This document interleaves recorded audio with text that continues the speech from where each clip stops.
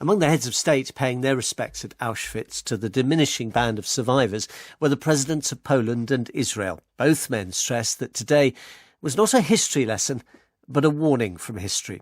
Ruben Rivlin said it was everyone's duty to fight the sick evils of anti-Semitism, racism and fascist nostalgia. Andrzej Duda said the presence of Mr. Rivlin, the existence of a state called Israel, are a visible sign of opposition to inhuman treatment, hatred, against all forms of hate. Yesterday, the Dutch Prime Minister Mark Rutte became the first leader of that country, occupied by the Nazis during the Second World War, to apologise for the actions of the then Dutch government. So has Europe successfully confronted the demons of its past, or do conditions remain in which it's possible to dehumanise a race, a faith, a minority? Emile Schrijver is General Director of the Jewish Historical Museum and the National Holocaust Museum in Amsterdam, and Rafal Pankowski founded the Never Again Association, an independent anti-racism organisation based in Warsaw. Emile, first, why does Prime Minister Rutte's apology this weekend matter?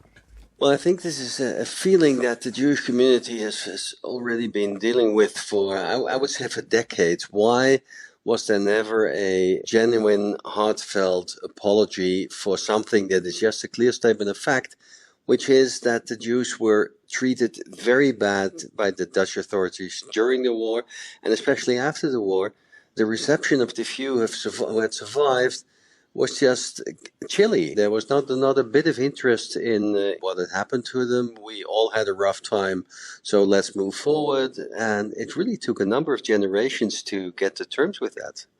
Rafal, was that in part because the Cold War began more or less as soon as this hot war had ended? I wonder if that diminished the appetite, for some in Europe at least, for there to be a proper process of accounting. Well, I think in Poland it took many years before the country dealt with its own past in a more critical way, self-critical way. And the important moment was in 2001 when President Kwaśniewski spoke on the anniversary of the pogrom in Jedwabne and apologized, as he said, in his name and the name of the Polish people who wanted to join him in the apology to the Jewish people. And I think in many ways Poland could be considered a model in the region of dealing with the past, including the past of anti-Semitism, until 5 years ago. And I am afraid that has changed a lot. And I think a lot of the progress that Poland made in this field is now very much under question. You think there's revisionism going on? Well, yes, I think the social and political climate has changed a lot. The social norm has shifted, and I think that applies not only to the discussions about Polish history, but also importantly and unfortunately, that is applying to the current discourse on other issues, on minorities, on diversity. What we are experiencing in Poland today is a big explosion of hate speech and also hate crime against different types of minorities. And I think it is very sad to realize it today when we commemorate the Holocaust. The Anti-Defamation League, which, as you will both know, is a US organisation which is kind of dedicated to fighting racism and anti-Semitism and other forms of hate crime, surveyed Europeans last year about attitudes towards Jews. It did work in many countries, and some of its findings were quite disturbing across the continent. But in Germany, it found that 42% of those surveyed agreed with the statement that Jews still talk too much about what happened to them in the Holocaust. I wonder whether you think they've actually not talked enough. The truth is that we started an initiative towards the National Holocaust Museum in the Netherlands. When we started this 4 or 5 years ago, I would get this question time and again. Isn't it about time that we stop talking about the Holocaust?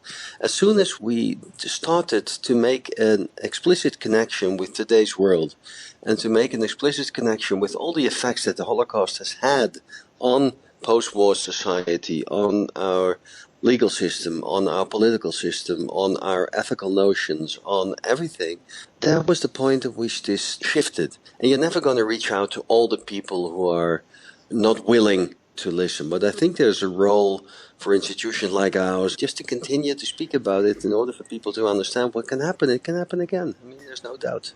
Let me ask you then, both of you, do the two of you think Europe has solid post-Holocaust values? I wish, but I am afraid as there are fewer and fewer Holocaust survivors, fewer and fewer witnesses to Nazism, to the Holocaust, that is getting more and more difficult. And I think this foundation of what you can call Antifascist Consensus is becoming weaker and weaker. And it is really up to everybody, all the citizens of Europe and beyond Europe, to think about it and to renew the commitment. And the phrase, the motto, never again, is not meaningless. It is ever important. Emile, you're in the very heart of efforts to preserve the knowledge of these terrible events. In a sense, the human archive, the documentary archive, the photographic archive, those things will remain after the people themselves have finally left us. How important is it that they are conserved and that they are not just confined to museums?